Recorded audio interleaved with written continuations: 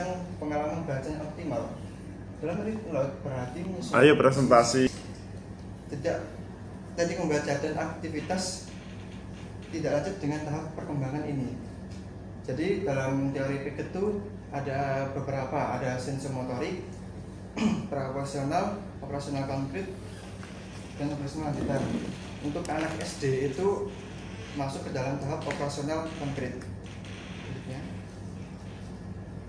Oke. Untuk kerangka teorinya, teori pengembangan kognitif John Piaget dalam Retelot. Teori Piaget dengan penekanannya pada tahap perkembangan kognitif yang berbeda dan proses konstruksi pengetahuan yang aktif, memberikan kerangka kerja yang berguna untuk menganalisis bagaimana anak-anak memproses, menginterpretasi, dan menginternalisasi informasi selama kegiatan di cloud. Selain tahapan perkembangan kognitif, teori Piaget juga menekankan pentingnya proses asimilasi, akomodasi, dan ekolobrasi dalam proses konstruksi pengetahuan. Jadi asimilasi itu adalah penambahan pengetahuan baru ke dalam pengetahuan yang sudah ada. Contohnya, anak-anak mungkin sudah mengetahui tentang jenis-jenis elang, entah elang burung, elang ekor merah atau falcon dan sebagainya. Kemudian anak-anak diceritakan tentang jenis elang baru yang endemik, contohnya jenis elang Jawa. Nah, kemudian anak-anak mengasimilasi elang Jawa tersebut ke dalam jenis-jenis elang yang sudah mereka ketahui. Kalau akomodasi adalah perubahan pemikiran baru anak ke dalam pemikiran yang sudah lama. Contohnya, misalnya anak sudah memiliki interpretasi tentang suatu kota. Misalnya anak tersebut ada di desa tapi belum pernah ke kota. Ketika mereka berpikir kota itu banyak gedung tinggi, semuanya serba modern. Namun ternyata ketika mereka datang ke kota melihat secara langsung, ternyata di kota banyak juga tempat-tempat yang bisa dikatakan tempat yang kumuh gitu. Banyak rumah-rumah yang seperti rumah biasa, bahkan ada rumah yang dari terpal aja. Dan itu mereka mengubah pandangan mereka, oh ternyata kota itu tidak semodern itu. Banyak juga tempat-tempat di kota yang bisa dikatakan masih belum layak gitu. Kemudian selanjutnya penelitian. Penelitian ini menggunakan pendekatan kualitatif dengan menekankan pada makna dan interpretasi yang mereka konstruksikan dari pengalaman tersebut. Kemudian saya menggunakan studi fenomenologi sebagai salah satu jenis penelitian kualitatif menjadi kerangka utama dalam penelitian ini. Fenomenologi dari Van Manen ini berupaya untuk mengeksplorasi life experience atau pengalaman yang dihayati oleh individu terkait suatu fenomena. Kemudian untuk tempatnya ada di SDN 3 Toyomarto, Desa Toyomarto, Kecamatan Singosari, Kabupaten Malang. Subjek penelitiannya siswa di SDN 3 Toyomarto yang berusia 7-11 tahun. Jadi alasan kenapa saya memilih SDN 3 Toyomarto, SDN 3 Toyomarto ini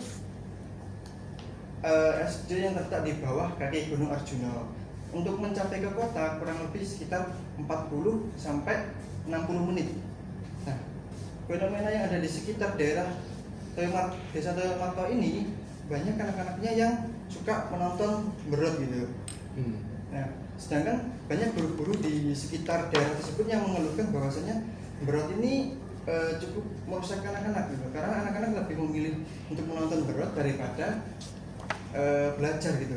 Namun anehnya di SD 3 Toyomarto ini anak-anaknya itu justru lebih tertarik dengan membaca. Tanya jawab dari audio.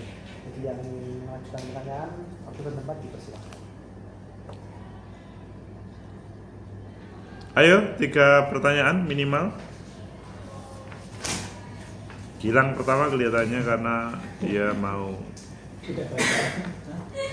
Dia udah baca lagi. Monggo. Aku dah. Iya. Aku lanjut.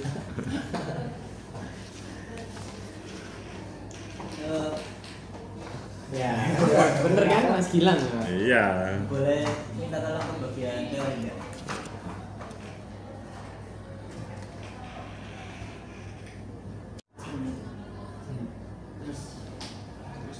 Iki. Nah, Ini. nah, kenapa Mas Bintang lebih memilih perkembangan kognitifnya Jane Piaget daripada teori perkembangan kognitifnya tokoh yang lain. Oke. Dan apa relevansinya dengan penelitian ini? Pertimbangkan ada dua teori. Yang pertama teori perkembangan kognitif dari Jane Piaget, dan yang kedua teori konstruktivisme Lev Vygotsky. Nah, kenapa saya lebih memilih Jane Piaget? Karena Jane Piaget ini membantu saya dalam memahami karakteristik anak gitu. Karena di dalam Jane Piaget ini ya tadi dibagi menjadi beberapa tahap, yaitu ada tahap sensori motor, praoperasional, operasional konkret, dan operasional formal. Dan setiap tahapan itu mempunyai pemikirannya sendiri-sendiri.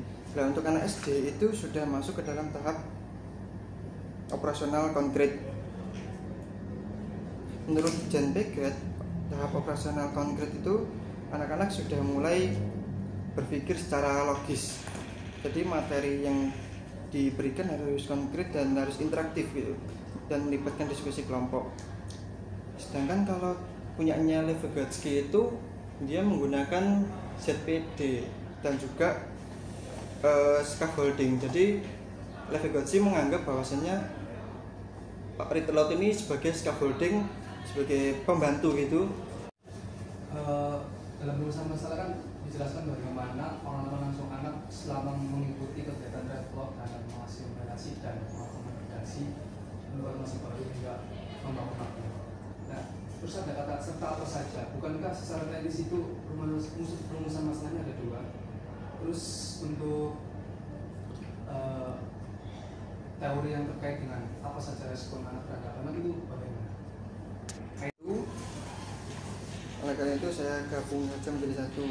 Untuk teorinya itu masih relevan, karena untuk Jane Piaget ini, untuk yang tahap operasional konkret ini, dia membutuhkan pengalaman langsung dan interaksi sesama teman gitu.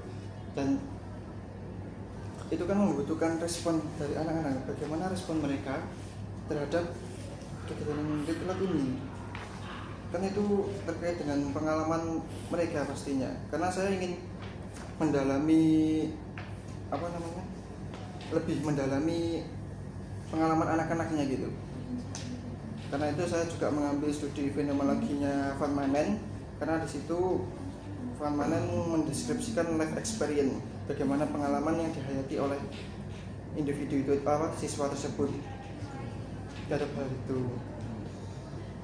Jadi dibantu dengan fenomenologinya Van Manen. Oke, apakah sudah terjawab? Baik, pertanyaan satu lagi, silakan.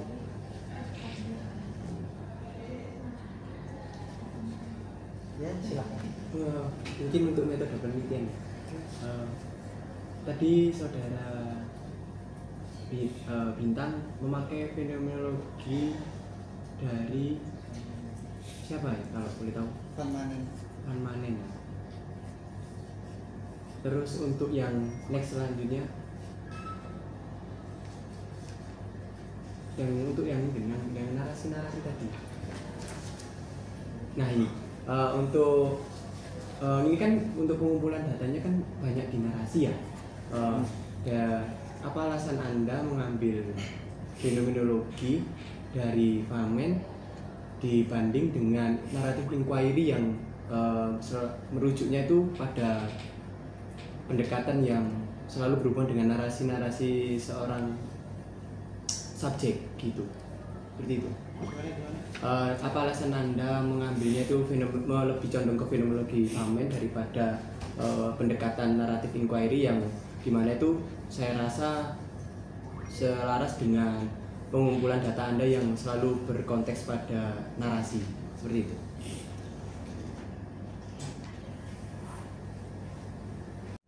Punyanya fenomenologi Van Manen karena itu sebagai pendukung saya, karena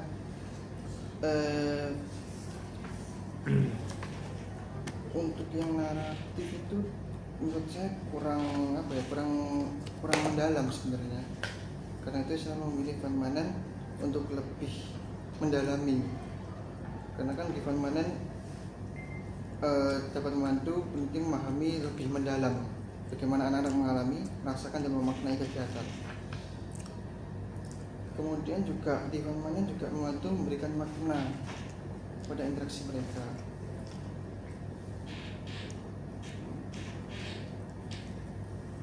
Berikutnya yaitu sesi tanya jawab dengan penguji kepada Bapak Pambudi Handoyo SOS MA. Waktu dan tempat di Saya lagi. Oke. Pengalaman anak dalam kegiatan read aloud ini. Oke.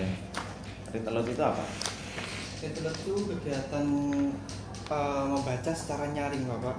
Itu mirip dengan mendongeng, cuman berbeda, Pak. Kalau mendongeng itu kan berdasarkan pada cerita rakyat atau folklore atau legenda yang memiliki makna apa namanya itu filosofis. Sedangkan untuk yang read aloud ini lebih ke pembelajaran ya Pak. Dan untuk read aloud ada beberapa cara atau tahapan gitu ya Pak. saran dari Bapak Dr. Agus Mahmud Fauzi, SOS. Terima kasih atas waktunya. Pertama saya mengucapkan selamat kepada Bintang Krisna Fatahan yang berani berot pada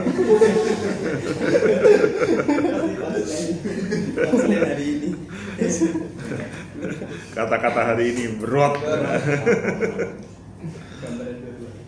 Nah, saya pertama memberikan catatan seperti semuanya bahwa semuanya dimulai dengan subjek. Sebetulnya milikmu relatif subjek semuanya, hanya beberapa saja. Seperti di halaman 2 pada era modern ini literasi ya itu nggak harus dimulai dengan subjek. Yang lainnya relatif bagus lah. Tapi masih ada beberapa yang sekali lagi setiap awal paragraf itu dimulai dengan subjek. Kemudian baru pertanyaan.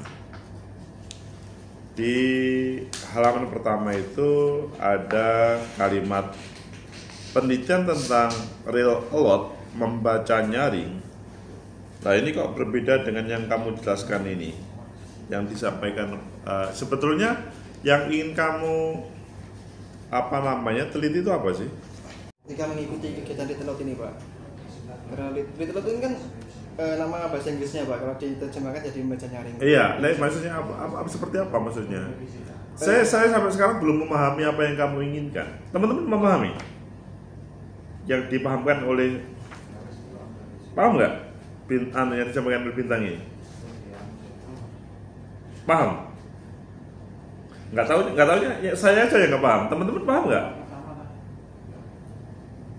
Jujur, paham nggak? Belum paham. Nah, coba pahamkan kepada kami apa yang kamu maksud itu loh, sebelum kita kepada substantif. Karena saya membaca ini dengan kemudian yang kamu sampaikan, saya belum begitu nyambung. Seperti berot tadi loh.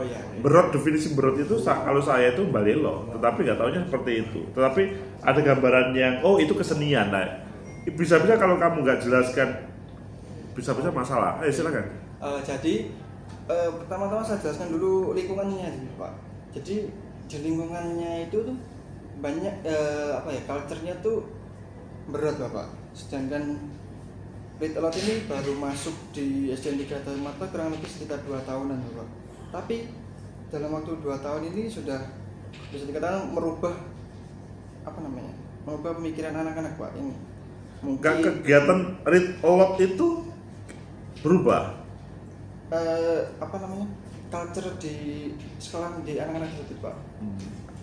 Kan tadi kan anak-anak di sana kan sukanya berot, tapi ketika anak-anak itu sukanya berot, iya. Terus ketika read aloud ini masuk ke SD itu anak-anak jadi lebih suka. Apa hubungannya read aloud sama berot? Kan membaca keras kan? Iya misalnya. Membaca keras, anak-anak membaca, proses pembelajaran ada membaca keras. Iya, yang menjam nyaring itu gurunya Bapak maksudnya, bukan anak-anaknya. Gurunya nyaring, membaca nyaring. Ya, secara nyaring gitu Bapak. Ini kelas berapa saja? Kelas 1 sampai kelas 6 Bapak. Kelas 6, gurunya nyaring. Jadi Titik keresahan dari Bapak Dr. M. Jaki SOS MSI. Waktu dan tempat dipersilahkan. Ya baik, terima kasih. Selamat ya Mas Krisna ya, dan ya, terima kasih, saya hormati Pak Agus ya selaku penguji dan Pak Prodi, dan ya saya hormati Pak Budi ya selaku penguji. Ya sudah luar biasa ya, ada pertanyaan yang banyak. Dan memang pertanyaan ini akan banyak karena ini Mas Krisna ini kan kayak jarang ya yang meneliti anak, ini kan anak-anak Mas Krisna ya. Ya Bapak. Sesungguhnya itu jarang meneliti anak. Pasti lanjutkan. Lanjutkan, tapi harus revisi, ya. Jangan sampai merot. Kayak Megawati.